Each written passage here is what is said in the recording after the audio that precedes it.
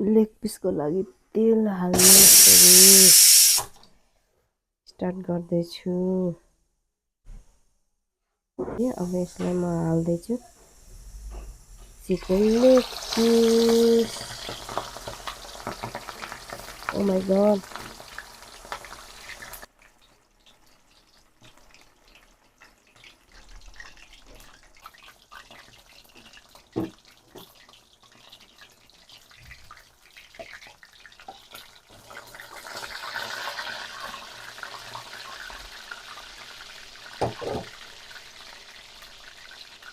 ल अब एउटा लेग पिस रेडी भयो। पाक्यो अब यो पाक्यो, हेर्नु होला मजाले पाक्यो। अब यहाँ राखेँ अब अर्को लेग पिस। यसबाट चाहिँ दुईटा एकैचोटि हाल्नु पर्ला, दुईटालाई एकैचोटि हाल्नु पर्ला।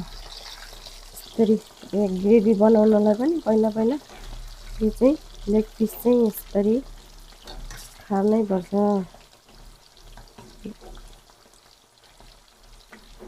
यस्तो यसरी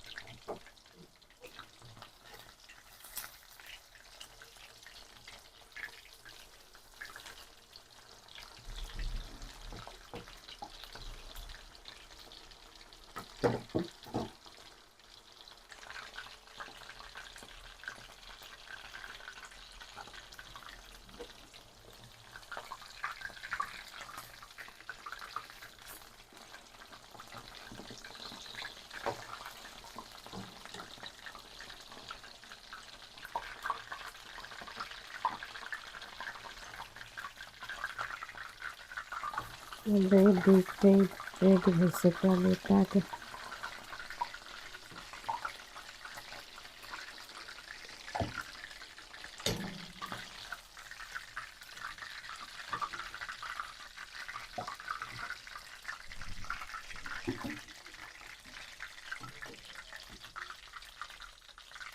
अब यो तेल निकाल्नुपर्छ।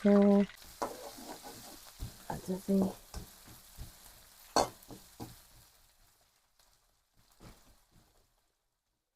अर्कै स्टाइलले बनाउनु पर्यो। मेरो चाहिँ प्याज हल्का ब्राउन भइसक्यो, मासु हालिदिने हो। यसलाई पहिला भुट्ने अनि पछि एकछिनमा लेग पिस हाल्ने हो।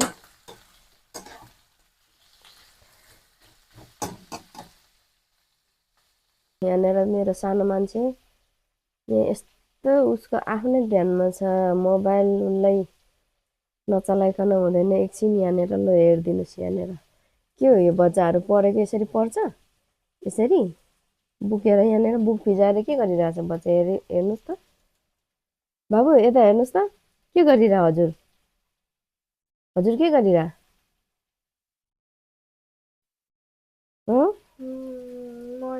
गुगलमा एन्सर हेर हो के गरिरह। चाहिँ यतातिर पकाउँदैछु। मेरो चाहिँ यसलाई एकछिन यो रातो भइदिनुसम्म भुट्ने। मेरो पारा चाहिँ यस्तो चाहिँ अरूको जस्तो सुकै होस् मतलब होइन, आफूलाई जुन तरिकाले बनाउन आउँछ त्यही तरिकाले बनाउने हो।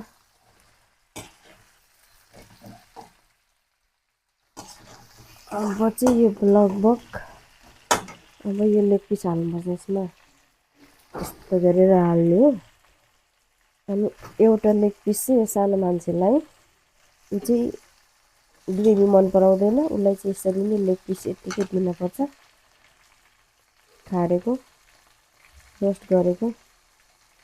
अनि मैले यहाँ चाहिँ यसरी बनाउँछु, यसलाई चाहिँ मिक्स गरेर। अब यसमा चाहिँ मसलाहरू हाल्ने हो, यसरी पिसेको मसला हाल्ने हो।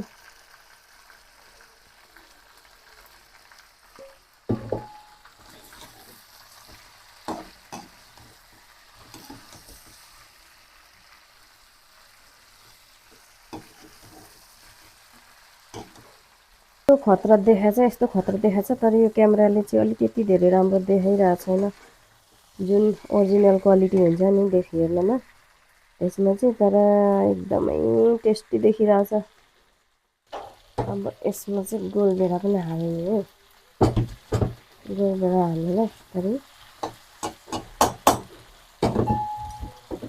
पानी हाल्नु यसमा हल्का।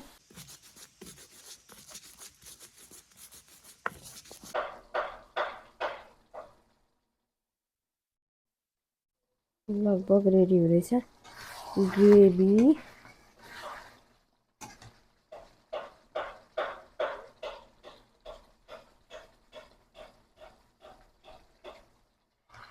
दुईवटा लेग पिस छ हो।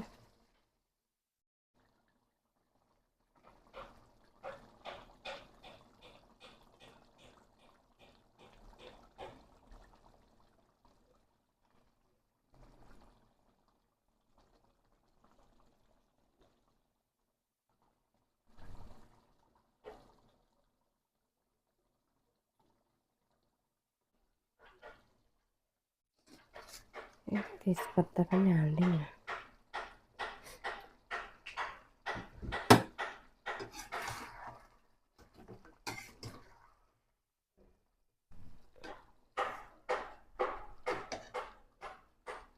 ल हेर्नु होला, अब पूर्ण रूपमा रेडी भयो।